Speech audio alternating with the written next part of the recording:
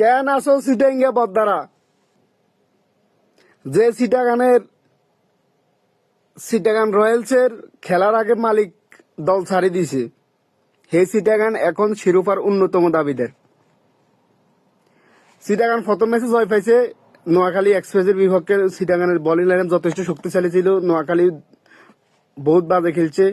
কিন্তু এখন সিটাগান শুধু নোয়াখালী না, ঢাকা বলেন, রংপুর বলেন, সিলেট বলেন, রাজশাহী বলেন, সব দলকে হারাবার মতো সিটাগানের এখন যোগ্যতা আছে। সিটাগানে নতুন 3টা সাইন বিসিবির পক্ষে, বিসিবি যখন দলটা লই লইছে এখন 3টা নতুন করে সাইন দিছে বিসিবি। 3টা নতুন করে খেলোয়াড় সাইন করাইছে, 3টা পাকিস্তানি। 1 নম্বর আমির জামাল। আমির জামালটা আপনারা যদি পিএসএল বা গত বছর বিপিএলও খেলছে, কিন্তু যদি পিএসএল ফলো করেন তাহলে সে কিরকম বিধ্বংসী ব্যাটার ওইটা আপনারা জানেন, করতে নেবেন। পেশোয়ার জালমির হয়ে সে দুর্দান্ত লেভেলের, গত মৌসুমে দুর্দান্ত লেভেলের খেলা খেলে গেছে। তারপর যাই আসিফ আলী। এই আসিফ আলী কোন আলী চিনেননি? যে নাকি সবল সৌগা ছক্কা মারার মতো ক্ষমতা রাখে।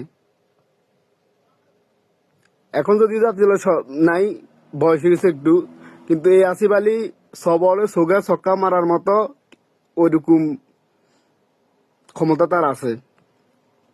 তারপর হাসান নেওয়াজ।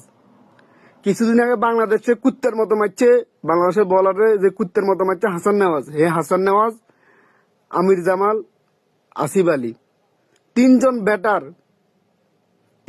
ব্যাটার সাইন করাইছে চিটাগাং রয়্যালস। চিন্তা করছেন ভাই, চিটাগানের যে জায়গা দুর্বল আছে একমাত্র ব্যাটিং লাইন আপ, ওইটা এখন দুর্দান্ত লেভেলের শক্তিশালী হয়ে গেছে। এখন চিটাগাংটা হারানোর মতো মনে হয় না আর কোন দলের ক্যাপাসিটি আছে। এই ব্যাটিং লাইন আপ, বোলিং তো চিটাগাংয়ের শুরু থেকে দুর্দান্ত, যত কিছুই বলেন, স্পিন বলেন, ফেস বোলার বলেন, সব দিক থেকে মানে আগুন হয়েছে দলটা বোলিং লাইন আপে। কিন্তু ব্যাটিং এর দিকে দুর্বলতা ছিল। এখন কম যে সেটা মালিকের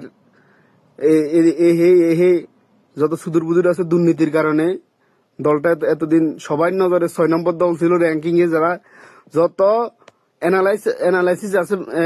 অ্যানালিস্ট আছে বাংলাদেশের, সবাই বলছে 6 নম্বর দল হইব চিটাগাং। কিন্তু না, চিটাগাং এখন 1 নম্বর দল। 1 নম্বর দল হইব চিটাগাং। এটা রাখেন। চিটাগাং ফাইনাল খেলবো এবছরও, সেম গত বছরের মতো। গত বছরও চিটাগাং দলটা কেউ গণায় ধরে না, অথচ হে চিটাগাং ফাইনাল খেলছে। এবছরও সেম হইব। লেখি রাখেন, চিটাগাং এবছরও ফাইনাল খেলবো। চিটাগাং 3জন প্লেয়ার কোন মাপের প্লেয়ার এটা যদি আপনারা দেখেন, কত হার্ড হিটার ব্যাটসম্যান এই 3টে।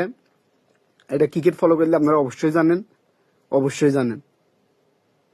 এই চিটাগাং বহুত শক্তিশালী, অনেক কঠিন দল এই চিটাগাং। দেখা যাক কি হয়, কিভাবে চিটাগাংটা হারায় এবার। চিটাগাং এবছর ফাইনাল খেলার বহুত বড় দাবিদার। এখন যে লাইন আপ হয়েছে, তাদের স্পিন বোলার বিশাল শক্তিশালী। শেখ মেহেদী বাংলাদেশের একজন অন্যতম bowler, spin bowler allrounder Sheikh মেহেদী।